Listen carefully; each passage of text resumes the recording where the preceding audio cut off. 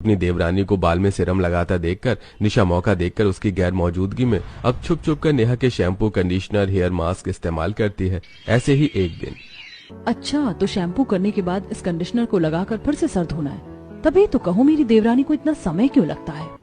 निशा अपने सिर में कंडीशनर लगाती है और कुछ देर बाद सिर धोकर बाहर निकलती है। और जब निशा को मौका मिलता वो कभी छुपकर नेहा का तेल लगाती तो कभी सीरम।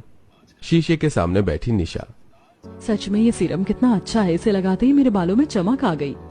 आज निशा नेहा का सीरम लगाकर पूरे घर में खुले बालों में घूमती है और बार बार अपने बालों को हाथ लगाती है। सोफे पर बैठे काजल, रवि ये देखकर कहते हैं, क्या बात है भाभी, जब से मायके से आई हो बालों का कुछ ज्यादा ख्याल रख रही हो। आपकी माँ ने तेल के साथ इस बार कोई जादुई नुस्खा दे दिया है क्या?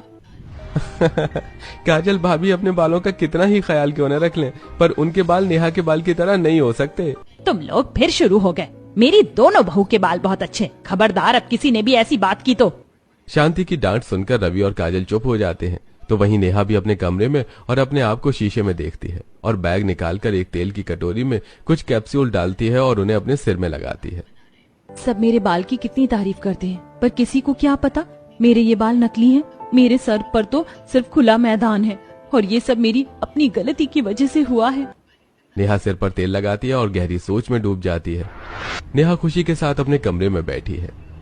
यार नेहा, तेरे बाल कितने लंबे और सुंदर है। हमारे तो बाल इतने छोटे हैं, फिर भी हम इसमें इतनी तरह की कटिंग करवा लेते हैं, रिबॉन्डिंग करवाते हैं और हेयर कलर करवाते हैं। पर तू है जो अपने बालों के साथ कोई छेड़खानी नहीं करती। कुछ दिनों में तेरी शादी हो जाएगी। रवि 1 महीने के लिए अपने गाँव गया है, कभी भी वो अपने घर वालों के साथ तेरा हाथ मांगने आ जाएगा।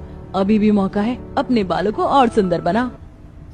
तो शायद सही बोल रही है, आखिर गांव के लोगों को भी तो पता चले कि शहरी लड़कियों के बाल कैसे होते हैं। नेहा अपनी दोस्त की बातों में आकर उसके साथ सैलून जाती है और रिबॉन्डिंग के साथ हेयर कलर करवाती है। मैडम, इसके साथ आपको कंडीशनर, शैम्पू, सीरम लिख कर दे रही हूँ, उन्हीं का इस्तेमाल करना, कोई दूसरे और प्रोडक्ट इस्तेमाल मत करना। कुछ देर में नेहा प्रोडक्ट लेने के लिए एक बड़ी सी दुकान पर जाती है और वो बिना एक्सपायरी डेट देखे अपने बालों के लिए महंगे प्रोडक्ट लेकर घर आती है। और घर जाकर 2 दिन बाद अपने सिर में वो तेल, शैम्पू, कंडीशनर, सीरम इस्तेमाल करती है और कंघी करते हुए उसके सारे बाल उसके हाथों में आ जाते हैं। माँ, मेरे बाल! तूने ऐसा कौन सा प्रोडक्ट लगा लिया जो रात भर में तेरे सारे बाल उड़ गए? इन सब की तो एक्सपायरी डेट है, तभी मैं बोलूं इनको लगाती। मेरे सर में खुजली क्यों हो रही थी?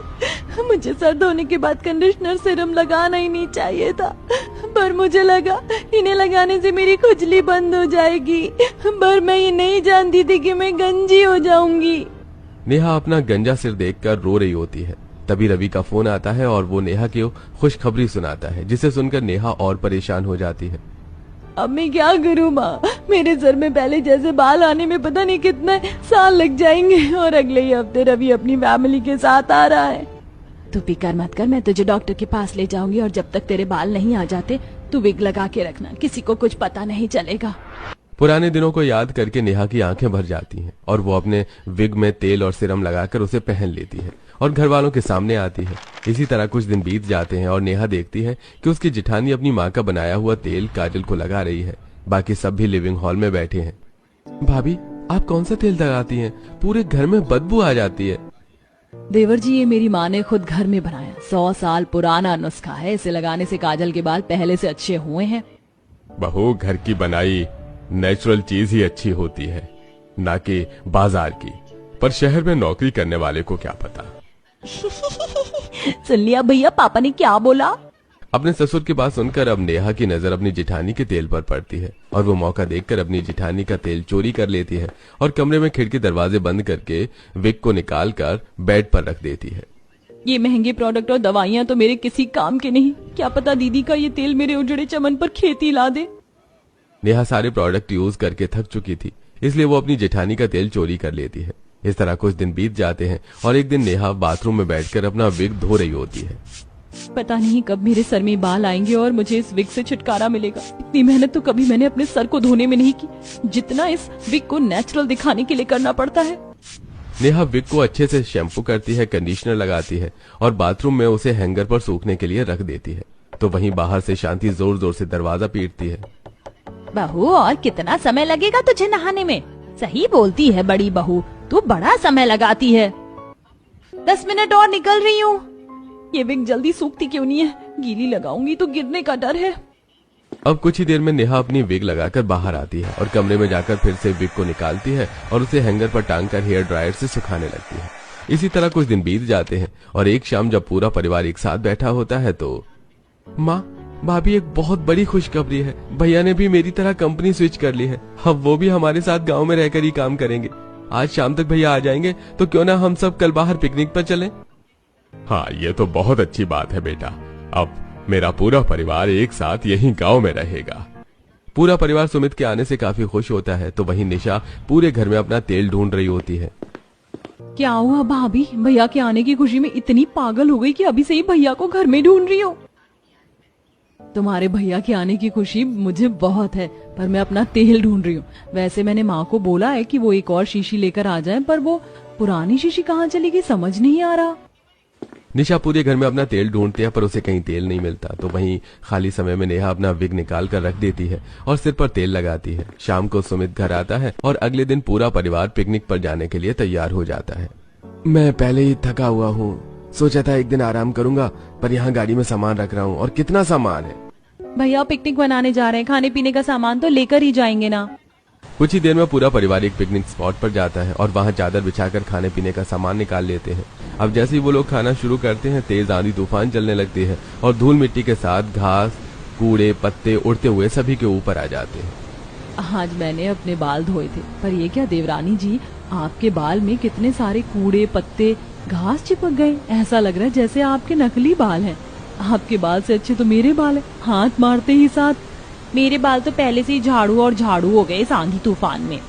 नेहा रवि को रोक पाती है, उससे पहले रवि नेहा के सिर के बालों से घास पत्ते खींचकर निकालता है जिससे उसकी विग थोड़ी पीछे हो जाती है और उसके सिर के छोटे छोटे बाल दिखते हैं।